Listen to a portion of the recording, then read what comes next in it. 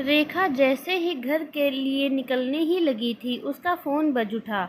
दूसरी तरफ उसकी माँ थी। वह रोते-रोते कह रही थी, बेटा कहाँ हो? जल्दी से घर आ जाओ। तुम्हारे पापा को पता नहीं क्या हो गया है।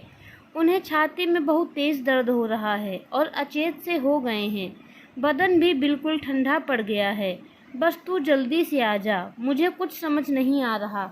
शायद अचानक दिल का दौरा पड़ा है। मैं अकेली हूँ, क्या करूँ? रेखा के तो पैरों तले ज़मीन ही खिसक गई थी।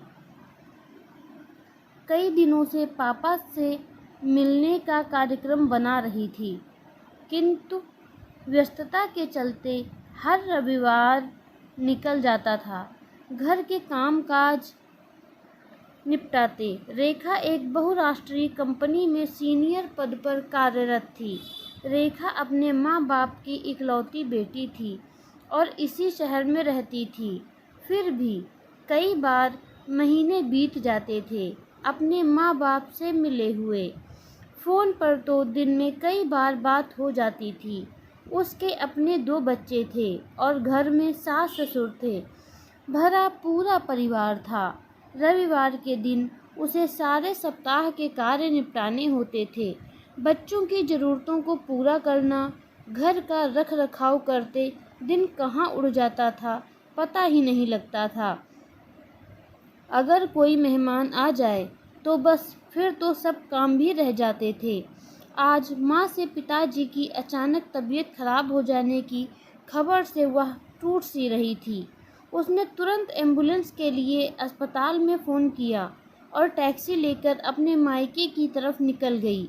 रास्ते में वह सोच रही थी कि हम अपनी व्यस्तता के कारण कितने उलझ के रह जाते हैं अपने कामों में और अपनों का सही तरह से ध्यान भी नहीं रख पाते।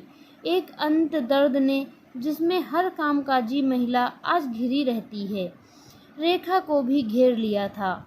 सबको खुश रखने की कोशिश में आज की कामकाजी महिला एक मशीन बनकर रह गई है। उसे खुद भी नहीं पता। वह मन ही मन प्रार्थना कर रही थी कि भगवान करे पापा को समय पर मेडिकल सहायता मिल जाए और सब कुछ ठीक हो जाए। उसने फ़ोन पर ही डॉक्टर और अपने पति मोहन से भी बात कर ली थी। जैसे ही वह घर पहुंची, एम्बुलेंस भी एक डॉक्टर के साथ वहां पहुंच चुकी थी। तुरंत पिताजी को एम्बुलेंस में शिफ्ट किया और अस्पताल के लिए वे सब रवाना हो गए। रेखा भी माँ के साथ एम्बुलेंस में ही बैठ गई। आज अगर पापा को कुछ हो जाता तो मैं क्या करती? यही विचार रेखा के मन में बार बार उठ रहा था। तभी उसके मन में एक विचार आया कि क्यों एक लड़की अपने माता पिता का ख्याल साथ रहकर नहीं कर सकती।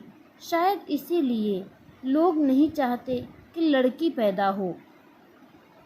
इसीलिए कहा जाता है कि लड़की तो पराया धन होती है। लेकिन आज जब लड़कियां अपने पैरों पर खड़ी हो गई हैं तो यह भेदभाव क्यों? रेखा दूर कहीं खो गई थी। रेखा के पिताजी सरकारी दफ्तर में उच्च पद पर कार्यरत थे। अभी उनके रिटायरमेंट को 5 साल बाकी थे। वे बहुत ही अनुशासन प्रिय व्यक्ति थे और रेखा पर अपनी जान छिड़कते थे। रोज़ फ़ोन पर दिन में 2 बार उसकी अपने माता पिता से बात हो जाती थी, पर वह ज़्यादा उनसे मिलने नहीं जा पाती थी। एक छुट्टी का दिन होता है, उसी दिन सारे सप्ताह के काम निपटाने होते हैं। स्कूल के दिनों में से ही पापा ने उसे व्यायाम की आदत डाल दी थी। वे दोनों सुबह सुबह पार्क में इकट्ठे जाते थे और नियमित दौड़ लगाते थे। खान पान में भी पापा बहुत सादा भोजन ही लेते थे। सिगरेट को उन्होंने कभी हाथ नहीं लगाया था। इसके बावजूद दिल का दौरा, उसे कुछ समझ नहीं आ रहा था। एम्बुलेंस फर्राटे भरती हुई अस्पताल की तरफ बढ़ रही थी।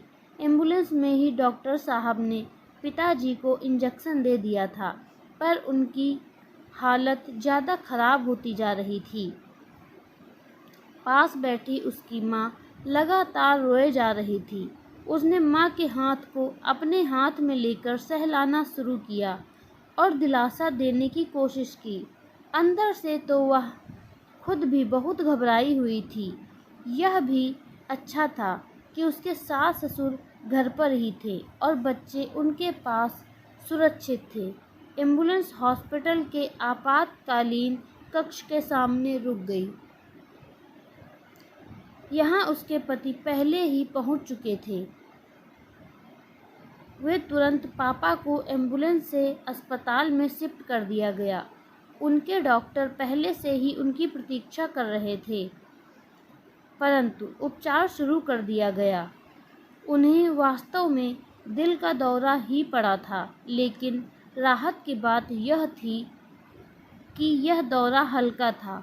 वह अपनी माँ और पति के साथ प्रतीक्षालय में जाकर बैठ गई और भगवान से पापा के स्वास्थ्य के लिए प्रार्थना करने लगी। ईश्वर की कृपा से उसके पापा ठीक हो गए और कुछ ही दिनों में उन्हें वापस जाने के लिए कह दिया गया। जिस दिन उन्हें वापस जाना था, रेखा के मन में कुछ ऐसा था जिसे वह चाहते हुए भी कह नहीं पा रही थी। इसी वजह से कुछ अनमनी सी थी। पापा को वापस ले जाने के लिए उसके पति अपने माता पिता को साथ लेकर अस्पताल पहुँचे तो रेखा को आश्चर्य हुआ, क्योंकि पहले तो ऐसा कोई कार्यक्रम नहीं था। लेकिन जब टैक्सी वाले को उन्होंने अपने घर का पता बताया तो रेखा की आंखें भर आईं, और जब उसके सास ससुर ने भी आंखों ही आंखों में अपनी सहमति जता दी तो आंखों से खुशी के आंसू बह निकले। आपको यह कहानी कैसी लगी हमें कमेंट करके ज़रूर बताएं। अगर कहानी अच्छी लगी है तो लाइक शेयर सब्सक्राइब करें। मिलते हैं अगली कहानी में, तब तक के लिए धन्यवाद।